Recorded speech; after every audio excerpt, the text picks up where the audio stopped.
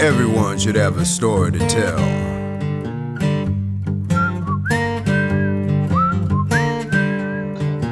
Materials. Well, you're better at the questions than I am. I'm sure you have more, or can think of more than I can. Well, you said you had questions, though. Just a few. What do you got? Okay, so I would assume you have been listening to Kevin Samuels for a while, because you introduced the videos to me. Mm-hmm. Do you agree with a lot of his content? The opinion or the stats? I mean, the stats are kind of hard to disprove because it's like you can find those anywhere. But Yes. like what specifically? Well, I mean, honestly, just everything he talks about. A lot of the stuff that he talks about is similar or ties in together. So I was just like, your opinion, not like the stats, because obviously you said the stats you can look up or whatever, but like the conversations that he has with a lot of the women, like, do you agree with what he points out? So the place that I go with all of that is like because the claim to fame with him is the whole high value man thing, which he always says he didn't invent and all that stuff. But he always talks about like what high value men want. And the place where I think he's wrong, but I know where he's going, is that's almost all guys would want the same. If you're talking about a cooperative woman, like just because you're broke doesn't mean that you want somebody who's going to fight you every day of your life. Yeah. That's not a thing. Just because you don't make over a certain amount annually doesn't mean that you want, somebody who's inherently out of shape and in bad health. So you want the best. It's kind of like car shopping. You want the best that you can get for your money without necessarily going over a budget. So if I know like the person that I've started talking to, really, if I look at their pictures, say on look at their digital thumbprint like Instagram or something like that, and every third picture or something like that is either in a bar, and I don't mean just like a dive bar, but I mean like someplace where they're holding like a very nice martini, or they're dressed well, or there's a lot of vacation pictures. I'm gonna immediately think, I don't want to spend that much. Can I? Yeah, but do I want to? No.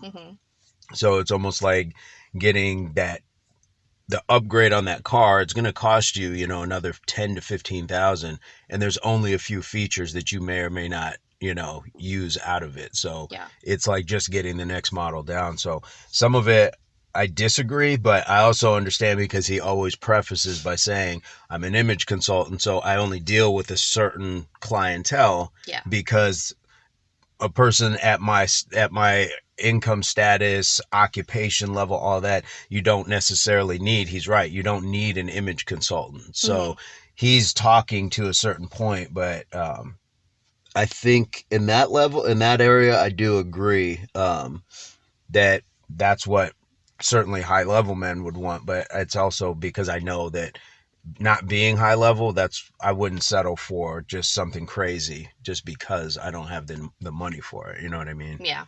But I think hypergamy plays a part into that as well. So if women inherently date up, then it would just mean somebody would have to be at my economic level or below.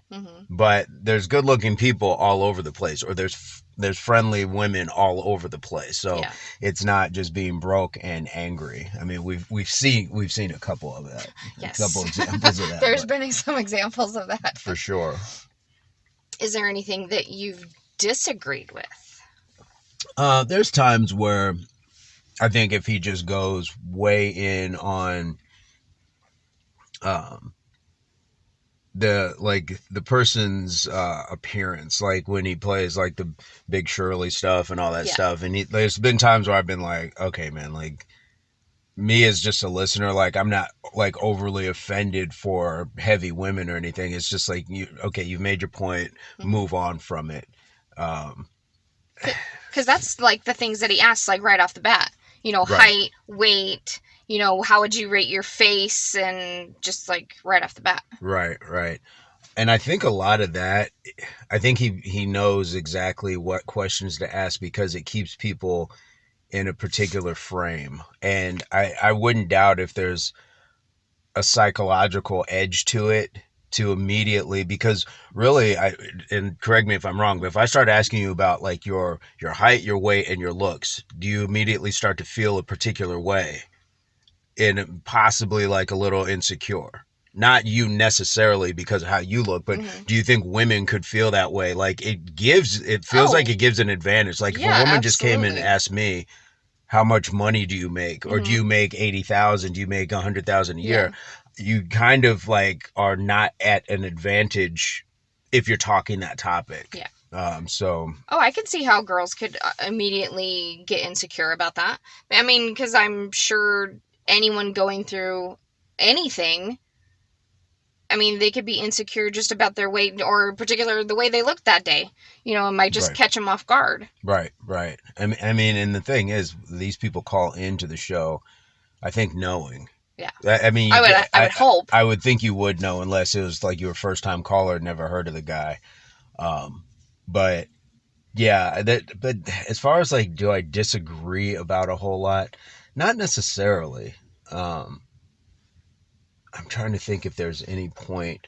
I do think that there's been a couple times where I've heard one thing on one end, but then another thing for another caller. You know what Hmm. I mean? It's like you have to do this to get a wife or be a wife, but then you on the other call it's like don't do this to be a wife. Right? I've heard Yeah. a few times There. where Yeah, there have been some videos where he like contradicts himself. yeah, yeah, definitely that. Um, but for the most part, it's kind of hard because for all the heat that he got or gets, still, it's kind of one of those things like, well, it's I don't feel like I hate women for agreeing. I just think that there's a point that now it seems like there's a new wave of, like in the 70s there was the battle of the sexes, the ERA movement, things like Hmm. that. And it seems like this is like the new wave of that. I think it's a little bit different because it's not so much politically, where women are fighting for things like Title IX, just to be able to Hmm. have sports in school, things like that. This is now just more a struggle of as who's going to blink first when it comes to being married, like between just the actual people. It's not women fighting Capitol Hill, Hmm. and it's not men resisting, women in the workplace. It's more just like, okay, you don't make enough, well, you don't look good enough, Yeah. or so that sort of thing. So it's yeah, it's been an interesting dynamic, just the explosion of all that these last, I don't know, 4 or 5 years. Well, just women in general, just thinking that they can do everything on their own. Like Where do they, you sit with that as far as like the whole independent, like what do you agree or disagree with on that content? I mean, as far as, I mean, I am very independent. Just in different situations in my life, I've been independent, but I'm not going to say that I don't need a man or I can just do everything by myself because I know I can't. Right. um do you like when you hear when he talks about the calculations of what you're going to need at the end of life and stuff like that? How does that play into, like, does that give you any sense of urgency, or do you just say it's going to be what it is, or do you have like a secret chest of gold locked away somewhere so you don't have to worry? Well, with my previous careers, I did make more money and I saved a lot of it because I was taught at a very early age pay yourself first. Right. So, like, I have saved a lot of money. Um, I mean, granted that I have income coming from other places, but, um, yeah, like, I have saved a bunch of money. So, as far as if it were like I was by myself, I mean, yes, I think I would have to still need something, Right. but I don't think I would struggle, if that makes sense. Yeah. Okay, so yeah, that brings up an interesting point because I don't know where your extra revenue comes from, but is it fair then, so like for single mothers to say that they are independent, this, that, and the other, but if they're getting child support or if they're getting financial from the government, does that make them truly independent? No, I don't think so. So how many women do you think are calling themselves single mothers but aren't actually doing it all 100% themselves? Because I've had this conversation before with women who said, I'm a single mother. It's like, no, you're not, because of X, Y, and or Z. It's no different than when people call me a single father. Not now, I'm not. I'm a co-parent. But at one point, I guess I could have been considered that. But even then, I was still, reaping some money. There was a small time where, yeah, I was doing it all myself, like working, the parenting, because, her mother was out of the country. So that was every day with no help, sort of thing. So I guess if you're talking about in that context, then yeah, do you think that there's more women kind of overinflating their single motherhood? Yes, and well, yeah, I do actually. I mean, because I do know a few girls who are doing it literally all themselves. Right. But they made a really good career like early on. So they have that financial stability. Like they have they have that support, or to where they don't need assistance, or or they don't have anybody with who gives child support or something like that. So I mean, I think it's very few Right. that have that, but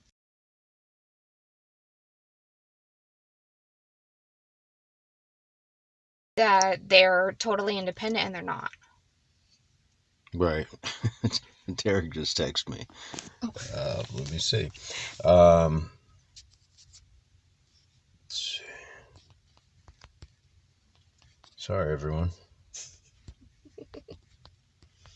Hold, please.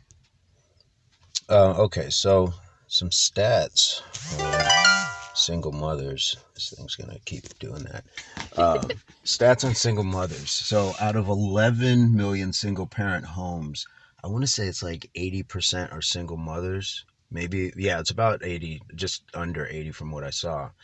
And then out of that 80, I want to say it was like 50% were single mothers, unmarried. They'd never been married. Okay. And then 20 something percent were divorced women. But then out of that 21% out of the divorce, 80% of women initiated the divorces. Okay. And then out of those divorces, 23% was based off of abuse. Okay. And then 20 to 40% was based off of infidelity. But the infidelity and abuse does not necessarily reflect who did what. Right. So with that, do you think there's an uprising of people willing to, or women willing to go into single parenthood because of the things that they can get? Because in divorce, there's another one, 90% of alimony goes to women. So they tend to side with women a lot. Right. So if you can get the money and not have to deal with the man, and then get all the acclaim for being a single mother, is there an upside to it? Or do you think women are being like led into the belief, kind of the same thing with like go to school first? I think people are being led into that. I tend to agree, because especially so, like going back to the Kevin Samuels stuff, when you talk about a lot of it being in the black community, but when women are told to go pursue your education first, knowing that it's kind of a weird place to go, but knowing that guys don't care about your education level, right? They don't care about your money or your education. Right. But then, is there something to be said that women started to say, I had nothing when my husband left me, so now I would tell my daughters to go to school to protect themselves. I mean, yeah, I would agree with that. But then, I mean, it's such a weird place because so then go to college, get, this to potentially never use it Mm-hmm. and waste All that 2 to 4 years, not only the money, Mm-hmm. because you come into a relationship in debt, Mm-hmm. but then 2 to 4 years, possibly more, depending on your career, on focusing on something other than what we're kind of just naturally here to do. Like Mm-hmm. nothing else matters in my estimation. We're here to, extend the species. Yeah. And education and all that kind of doesn't equate into that because people were having kids when they couldn't even make fire. So, it's kind Yeah. of one of those things like, um, I don't know. I do feel like it's a trapping in the same with, them, the stats.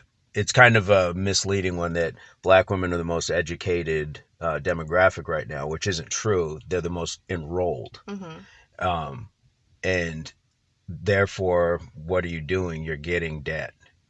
Colleges have made a real concerted effort to target a group Mm-hmm. that generally doesn't have education or, high level professions on their side. Mm-hmm. Well, and even the video I think we listened to, was it yesterday? Maybe, where he was saying that once you get to a certain point and like, oh, well, now I don't have any children in the house, so I'm going to go back to school. Oh, I don't have a man in my life, I'm going to go back to school. Right. Like, how many times are you going to go back to school? I mean, Well, yeah, that is, and just to be in school, I mean, yeah, I don't know what the mindset is, and is it like a campaign again with schooling and things like that, the same way that the military has drawn a lot of people in with something like a GI Bill. Like there's a promise of something if you just engage in this because school, while it's important, I just don't recall like it being so widespread and just bombarded. Now there's more schools, there's online schools, there's mm-hmm. all sorts of different ways that you can get in there, but it feels like it's all just generated to get money. Mm-hmm. You know what I mean? It's just like enroll here and you can go into debt. And to that point, I think I told you about there was one girl that I had, uh, dated a couple years ago, and she didn't say anything up front, but she was like 60,000 in debt Oh, jeez. off of classes, Yeah. and she wasn't even going to like a university. Just like community classes or It was, online yeah, it class? was something. It was something along those lines because Mm-hmm. I can remember. Yeah, it was more online classes, and I thought, holy cow. Um, and it was one of those like kind of eye-opening moments, and the only reason it kind of popped into my head now is because there was a point where she had said like she questioned like my ambitions and things like that, and so I had to roll out this tale of the tape like, Mm-hmm. I own my home, you Yeah. rent, like need I go further? Yeah. But It's like you have credit card debt, I don't. right, Like, yeah, right, I could right. see, that point. And so yeah, if you're, in this high earning status, I don't think it matters as much, but I almost think that it does because if you earn a lot and you save a lot and you're used to that, then you would be more responsible with money. Mm-hmm. So it would be kind of a red flag to say like, okay, you're not good with money, Mm-hmm. especially if it's not just school debt, because I want to say single women have the highest, uh, um, debt ratio as well. Oh, really? Yes, yes. And now we're seeing it's more single women are on antidepressants. Mm-hmm. There's a whole bunch of things that are going along with that. And if this is a group of women that don't have children, is there something to be said biologically Yeah. that starts to mess with you? Mm-hmm. But you've had children almost your entire adult life, so Yes. it's kind of hard to ask. But do you know anybody who doesn't have children at a particular age, and did it? Did they ever have like, I don't know, like a yearning or, like they say, the biological clock, Mm-hmm. the urgency, I guess. I mean, honestly, I think maybe just one person that I know that didn't have children until like her Oh shoot, I think she was like 39, 40 years old. Okay. Um and I think the reasoning behind that is because she never got married until then, but she was with like other people, Mm-hmm. but they never had any children. So I think because even like she was getting antsy because she hadn't been married and she hadn't found the right guy, and then she finally found one. So I think at that point she was just like, okay, now we're married, let's have a kid, like right away. Okay. Just because of how older, her age. So she like really held out not to be like a single mother. Yeah. Okay, But as far as like everybody else that I know,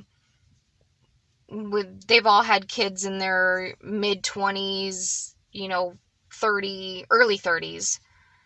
I don't think I know anybody that has anything or anyone like after the age of 35. Okay. I think at a certain age they all, they were done having kids. Right.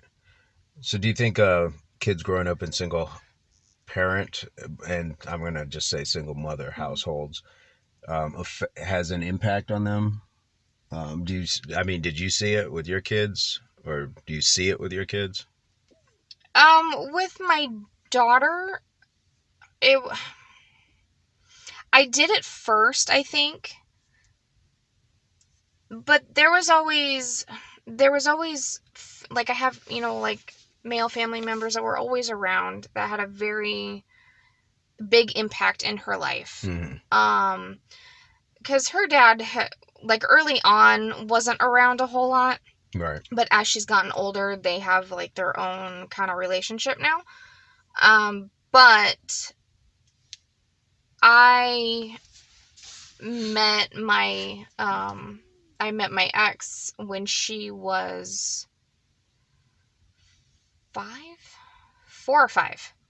So I mean, she wasn't really in a single home for a long period of time because then she had that other influence. Mm-hmm. And Mm-hmm. he took her on like his own. So he was there. He was the father figure in her life for a very long time. Right. What about your son now that you guys are split? He sees his dad every day. So no problems. Like, No. did he go through anything when his father moved out? I think it was just a little awkward, or like because he didn't understand, because he's Still young. He's still young, so he didn't really understand that, mama lives here, dad lives there. Mm-hmm. I see both of you, but in different areas. Even though like we co-parent him very well, like as far as school events, sports, like we do everything together with him, because I told his Mm-hmm. dad that I did not want any of this to affect him in any way. Sure. And we get along very well as far as like the kids. Well, your split wasn't too conflict based, was it? No, it was actually pretty mutual. And I think that's a huge part that helps kids, is when the transition into it is very smooth. Unfortunately, I didn't get that luxury. And it just boils down to, like, when one person is genuinely hurt more than the other. And I mean, if we're just talking rational versus emotional, well, an emotional person is going to react in more conflict based ways. So that's kind of what happened. And as much as they'll tell you in court not to do X, Y, and Z, X, Y, and Z was still being done. I was just fortunate that my youngest was. She's just brilliant in this way that she had no filter. So it was just like I would learn things through her. And there's really nothing you can do to stop a 3-year-old from talking, or 4-year-old from talking. Any little kid in general. Right. And so, we get along now, but there was times, especially like there were nights when I was here at work and I would get a call from my oldest, and my sister's freaking out, and mom can't handle it. And I left work to go and, take her for the night because the environment that she was allowed to be exposed to was extremely hostile, fragile, a lot of things. And so when it came down to that, it was just like, work is work. Yeah. But yeah, you have to be able to settle and get right for your kids. And Oh, yeah. in our case, the best thing to happen was the pandemic, because then it was like, well, it made you guys work together. Yeah, you didn't have a choice. And we had just gone to court and in February gotten the judgment, because you go to court and it's never like TV or the movies, like where the judge just rules right there. Yeah. So we got letters and like probably like 3 weeks later. So right after that, it was like early mid February, and then right after that, it was like March. And then everything shut down. So that was just like, well, you got no choice. And Yeah. I think the finality of the paperwork too was just like, nobody's going anywhere. This is what it is. Then it kind of just made it like, okay, like if you still want to be mad, you can be mad, but it's not going to benefit anybody. So, but then she jumped in and got married, so she didn't really have a single mother experience either. So there was like no really, I guess you could say, downtime, like in between? No. No. And since we weren't married, but I mean, we're still cohabitating. But she was married before we went to court. Okay. So on that end, yeah, my girls have never been around their mother, in a single capacity. Like by herself. Right, even though we were never married. Yeah. So, it's one of those things. But I kind of think like it's unfortunate because it's a lot of stereotypes where one person or one person gets to hold the weight for the entire group.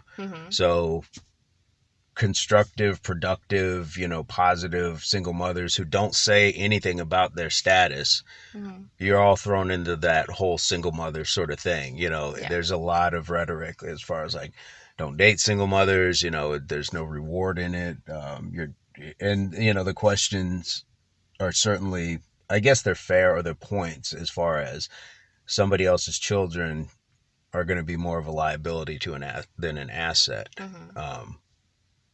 But, it's kind of like, yeah, well, kids need love. There is just that end to it. So Kevin and a lot of these people speak in a very practical way, but I think that they're also pinpointing just a very small amount of people. And maybe it's a larger percentage than I'm giving it credit for, but it definitely feels like, yeah, I dated girls that had, kids and stuff like that and got along well with the kids. And especially when they were younger, they're just looking for something, or someone to fill that. And it's unfortunate that there's not more dads doing that.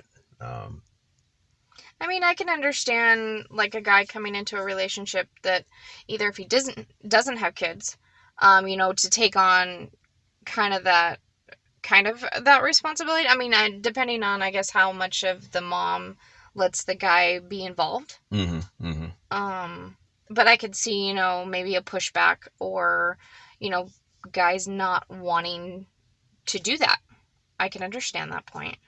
I think it depends your age too. Yeah. That's definitely part of it. I think a lot of the stuff that gets spoken to, again, or you're just your station in life. So if you are an extremely wealthy person, then yeah, you may not want that because, again, if it's an asset liability, or do you want just somebody to carry your own legacy, therefore you pass on money to your own, your own lineage.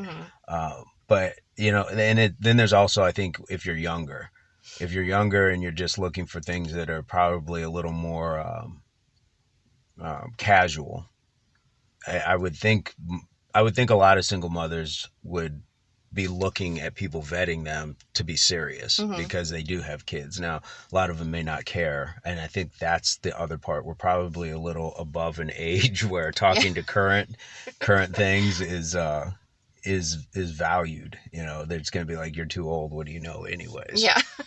So, Well, and I'm sure single moms, I mean, obviously, once they have a kid, I mean, I'm sure there's women out there who are not responsible, but, um, they're mature. They've grown up. They don't want just the flings or oh, you're this week, oh, I'm with you for a month. I'm sure they're not looking for just whatever.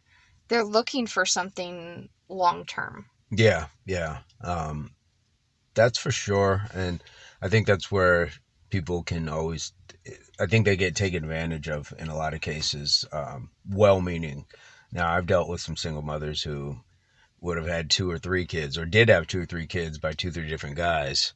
And that was just from lack of just, it's kind of like when you hear about a guy that's got a bunch of kids, they say cut it off. Well, with some of these women, they need to pull it out or sew it up or, whatever it is, because they're just not, they don't care. Mm-hmm. And going back, to the money part of it, if you're getting assistance or things like that, then it's just like, well, cool, more kids, more money. Yeah. Yeah. I believe that there are women who take advantage of that. Absolutely. Yeah, it's definitely, definitely a scam. And if you're doing it just for the money, what are the kids actually getting? Mm-hmm. They're probably getting less than half of what that money is intended to for them. Yeah. Because if your whole motivation was to have kids just so you can have cash or something free or not have to work, then you're incredibly selfish in my estimation. Mm-hmm. Well, and I've even seen like in stores, where they used like long time ago where they had the food stamps, the tickets, mm-hmm. not the card. Not the card, yeah. Like women would have at the register their food stamp book or whatever, and like I don't judge that. If someone needs assistance, then I'm all for it, because everybody needs help at some point in their life. But the things that they would But buy. I would see women with their nails done, brand new cell phones, brand new designer bags, and I'm like, why are you on food stamps? Right. I'm sorry. Right. If you can afford all of that, you don't need food stamps. Agreed. And I can recall a day, and I don't know if you've ever been around this element or if it expanded, to other areas, but where women were selling their food stamps. Yeah. And so you could buy them like pennies on the dollar because they wanted the cash. Yeah. For, i.e. nails and, and the material things. I just had to explain this to my youngest the other day, because she was like, what is EBT card? Because Carl's Jr. accepts it now. Okay. So we went through the whole thing of how it was food stamps and you could only buy certain things. You couldn't buy like alcohol or cigarettes or things like that. It was like basically for like the food necessities. I think it's changed now. I think I want to say you can buy alcohol. Maybe you can't still, but if I can buy 95% of my groceries with free money, the little bit of cash that I have will certainly uphold, just buying, the vices in my life. The sad part is a lot of times those kids don't look nearly as put together as the parents do. Right. And that's the same thing for fathers too, is like, if you're not paying, like legal, then you should be paying something, be giving something. And that's always a tough one too, because, then what's the stat? I got a bunch of these. 30% of men with kids, or 30% of men walking around don't know their kids aren't actually theirs. It's something like that. That's just sad. It's like a third of men are supporting or think that they are the father to a child that isn't theirs. So so what's your thought on this then? Paternity test mandatory before you leave the hospital with the child. I don't see anything wrong with that. Yeah, there's a lot of pushback to that. And it's like, to me, it's like, what's the difference between that and any sort of other genetic testing? Right, yeah. If you were going to test, if there was a test for, for in the black community, sickle cell, even though other groups get it, it's a much smaller number. But if it was for any sort of, Down syndrome, like if you were just getting tested for anything, why wouldn't that test go in there? Yeah, I honestly don't see a problem with that at all. I mean, especially, I mean, I could see, like, you know, if there's married couples, you know, they're obviously, you know, it's yours. There's no question. There's no infidelity, nothing like that. Like, well, you know it's yours. Mama's baby's daddy's maybe. There's never a guarantee. but what if, like, the man know, like, if their partner, you know, they're together and they know for sure that it's theirs. Unless we've been locked in the same room for about 11 months and there's no chance that anybody else had. No one yes, else's. yeah. No, like I think you. Yeah, I think that it's just the smart way, especially the way people get done in court. Mm-hmm. So there's men now who are paying for children that aren't theirs because they signed a birth certificate thinking this child was theirs and it wasn't. So, you know, if the woman is that sure, to your point, Mm-hmm. then take the test. Yeah. But it seemed like there's a whole big pushback. Like, why should you have to test? It's like, why wouldn't you? Mm-hmm. You know, why wouldn't you test, you know, your child just to, if it's all good, it shouldn't matter. It shouldn't matter. But that seemed to have a pushback to it. But I think what happens is it immediately shifts the burden back onto the government to support. Because if I get a test and it's not my kid, guess where I leave the hospital a free man. Mm-hmm. I'm not in for 18 years and of then anything. That mother goes on assistance. Exactly. Yeah. And so it's an easy way just to keep, you know, people paying, like at threat of incarceration, which I think is a completely wild notion. I can't imagine a society that incarcerates people for not paying almost anything. Mm-hmm. You know what I mean? Like, if it was like taxes and things like that, you could easily just go seize a whole bunch of, you know, their property and mm-hmm. that would kind of be it. But yeah, and what's the median income for men in this country is like 42,000. So that's for black men. Men is 52, white men is 52, Hispanic men is 38. Mm-hmm. That's not a lot. And if you get hit with child support, you can be sure that you're going to get hit for about maybe a third to a half of that. Mm-hmm. So then what's your lifestyle like? You know, there's a lot to it that I don't think people get. So just my personal experience was you have to, you know, if you split or whatever, they come to your house. You have social workers come to your house to see that you have an adequate living space for the child. Oh, okay. They have to have their own room, and it was basically their own bathroom, mm-hmm. too. I was good where that was concerned, but I still got hit for child support even though I was 50-50. Mm-hmm. And the first portion I was paying was like $80 a month. Okay, no problem. We went back, it got reevaluated and reassigned. And I want to say it was like $450 a month. Why would it jump so much? That's the system. The system. So, like, just, you know, like, so the first time, like, $80 a month, was that just based on your income or what they thought that she needed? No, so both times that I paid child support was for my oldest, who was 17 at the time.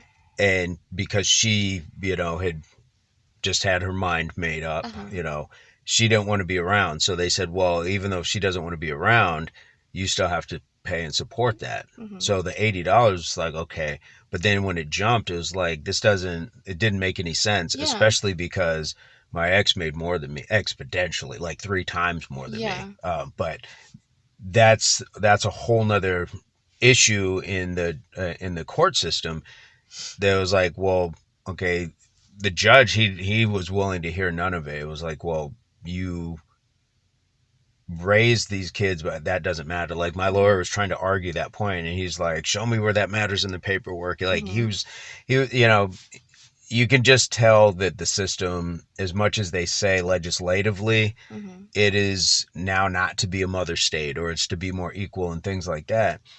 He was like that person that was still holding on to, I don't have to. I'm still a judge. I can still rule. Thankfully, I think we presented enough because clearly I won the case. But No, that's never made sense to me to this day. Yeah. Why it jumped almost, 4 or 5 times the Well, amount. yeah. But my point is, I was just fortunate enough that when I got into my house, the money that I put into it and everything like that, my mortgage was low enough. But if I was paying what a lot of other people were paying, I would have never made it. Yeah. And so I paid it out, and I even paid a little beyond. And finally, I just said, "What are we doing here?" Like, and so she actually agreed that, it's time to stop. So she Yeah. signed the paperwork willingly, and I took it down and, got off. But that's a hard place to get out of, and especially if it's a baby. Yeah. And so how many You're years? starting from the bottom, basically, Right, for right. 18 years. Yep. And that's a baby. And I've heard a few stories where, the women will fight it. And it's like, but it's not his kid. Yeah. It's like, it's not his kid. Let him off. But people don't want to let go of the money. There's security to it. I mean, thankfully, like, I haven't had to experience that. I mean, with my daughter, I didn't want anything from her father. Right. Just because of the situation. So if he, later on, if he offered, I was like, fine, whatever. Sure. But I was like, I never wanted anything. I never asked for anything from it. Like, I literally at that point was like, I'm doing this by myself. But I think that's just because of the situation. So I never wanted to go to court with him. Nothing like that. Unfortunately with my second child, we agree on a lot of stuff. He pays for a lot of the stuff with his son. He gives me money for him, so that we agree on. Like, we don't have any like issues with that, on where I would think that I would have to go to court on that. Do you I've always been of the mindset that if, like, it's their child's and it's proven and all that stuff, that yes, you do put them on papers, and the reason I say that is, and I've some people, like in your case, you didn't need it because of your career and things like that. Other people do, but a lot of times it's ego that says, I don't need his money, don't want his money. My thing with that is always been, it's not your money. It's called child support. Yeah. So is there any part where you think, like, maybe I should have, just so my daughter would have had a better financial start? Because no matter what you could have added, there was still 18 years of extra that could have been, imparted to her. I don't think I would have gotten anything from him. Only because right off the bat, he did not want to be a father. Okay. So, because I got pregnant at 19, he had just turned 21. So he did not want to be a father. Sure. At 21. He wanted to do what he wanted to do and go out and drink, and he didn't want to be tied down. Right, right. So honestly, I don't think I would have gotten anything from him anyways. Do you think people should try, though? Like, if it were your daughter and she was in the same situation that you were at that point, would you say go and get, not like go get the bag, but like, look, you need to make sure that there's money, there's first your own securities? Yeah, I would advise her to do that. Okay. Your background. What did your mother and grandmother, like, did you learn like wifely things from them? I did. My mother and father, they were only married a couple years. From what I remember, I think they got a divorce when I was between 2 and 3. So they weren't actually married for a long period of time. Okay. I know my father was around for a while. But then, like, he wasn't really in my life a whole lot. Okay. But absolutely for my grandmother. And my mother and I lived with my grandparents when I think I was in 5th grade. 4th or 5th grade, we moved up north and we lived with my grandparents. Okay. for, until I got out of high school. So, yeah, my grandparents were married 52 years. So I always seen that dynamic. What did they teach you? What did they teach me? Like, what specifically? Like, it's a good environment to see, but aside from, because you definitely give domestic vibes, and I've Mm-hmm. seen the baking and Mm-hmm. stuff like that. But did they sit you down and talk about like any sort of capacity, like how to with men or anything like that, or was it more cook and clean, No, sort of it thing, was it or was everything that I saw, really, that I picked up on. It was the cooking, the cleaning. My grandmother served dinner to my grandpa.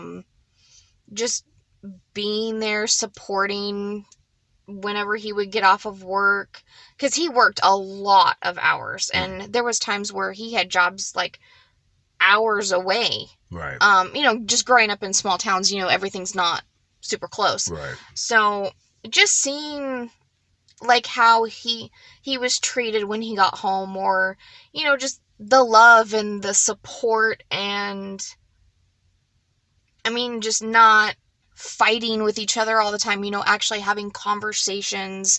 If there was disagreements, you talk about it. Did she did he lead though? Yes.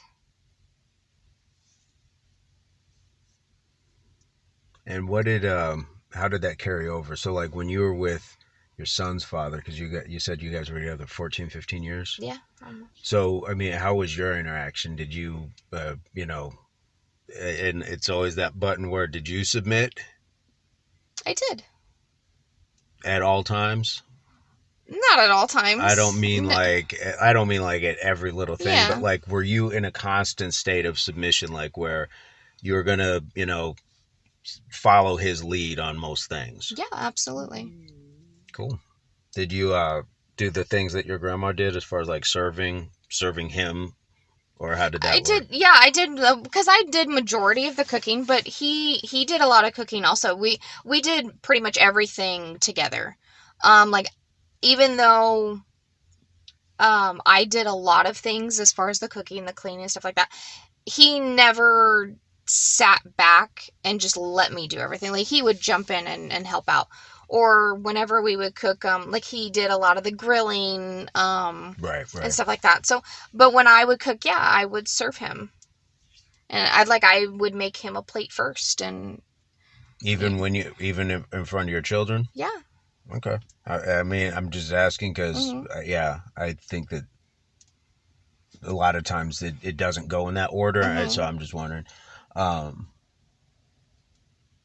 so would you call it, like, even though it wasn't like a marriage, would you consider that more of like a marriage or a partnership, or like, cause you hear the talking Mm-hmm. points, like, or was this a companion? Like, how would you categorize that? No, I would say it was a marriage. I mean, because I think that we did a lot of the stuff that married couples do. I mean, and honestly, we introduced each other to everybody as husband and wife. Like, we were together long enough that that's just the way it was. Right. Even though there wasn't that paper saying that you were legally married. So you said you guys were gonna get married, then you didn't. Was that was his choice or your choice, or how did that end up? Um, I think it just, with all the different things that started happening, as far as we moved, then we um, built a house together, and then then I got pregnant. I think just because of like money situations, it just got kind of pushed back farther and farther, because we're like, okay, well, we got to do this, we got to do that. But on the other hand, he didn't want to actually have a wedding. And you said you did. I did. I just, because it's not just that, oh, I want the wedding. I wanted to have an experience with my friends, with my family, share things together, and my grandpa walking me down the aisle, having those moments, Mm-hmm. to to share with, Right. to experience. It wasn't just, oh, I need to get married. Like, I have to have a wedding. It wasn't like that at all. Right. And he just wanted to go to the courthouse. And Was to that me, a financial thing for him? no, Or he just didn't want the... he just didn't want the wedding. And like, we had gone to weddings before and, you know, had a good time, and he never really, like, he didn't not want to go with me. Right. You know, or like he wasn't totally against certain things, but he just didn't see the point of a wedding. He's like, because he said he could take that money and spend it on a huge vacation for a honeymoon. So in his own way, he was being more practical with the money. That whatever $10,000-$15,000 that would have served, you know, a bunch of people and rented a venue, things like that, you could have just put into yourselves. Yeah.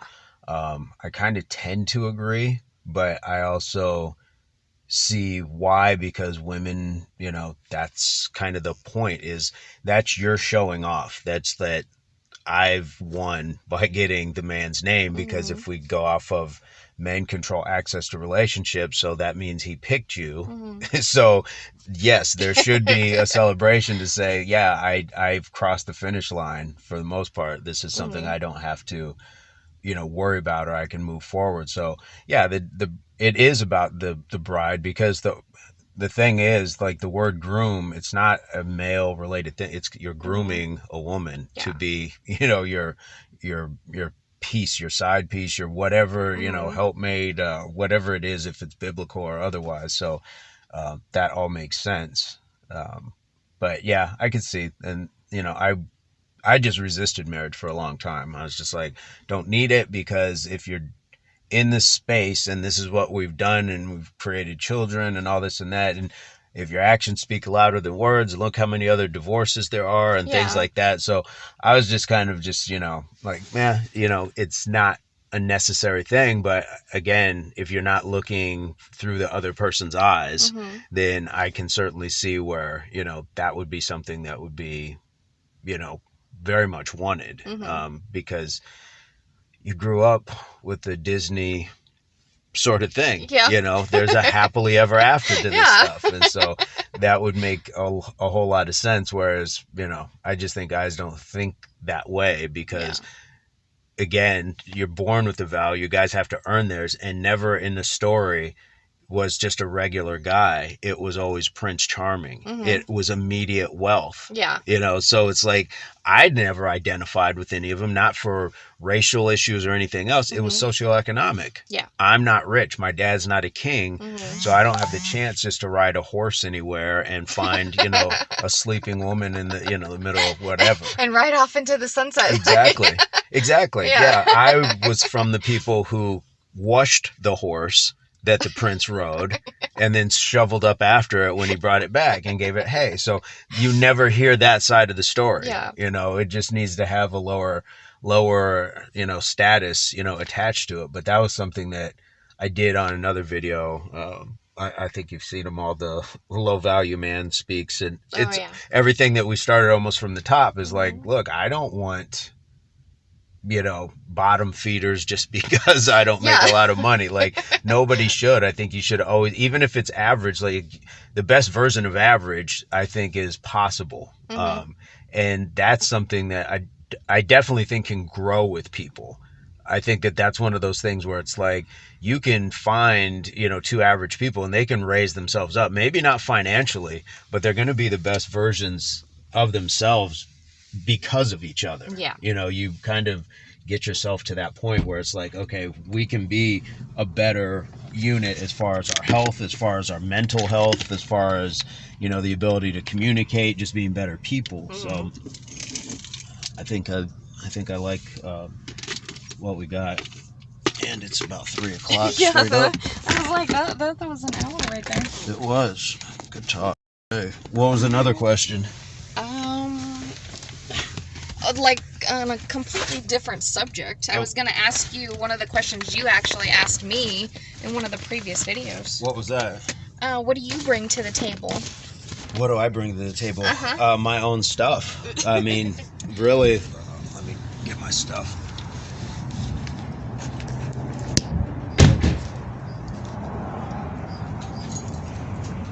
I have no drama. I don't have a need for anybody's finances. I actually can supply somebody's life. So it may not be a high-end life, but if it's a socioeconomic thing where somebody is content with the life that I can provide it full out, which means you can walk right into this circumstance that I already have built, and you don't have to have money. Okay. You don't have to work, but it's just a matter of saying I'm content with a more modest lifestyle. Yeah. That if you have that, then you're good. As far as the leadership, I definitely believe, and I've done it already, that I can build a better physical person, which means they're going to be happier emotionally, psychologically.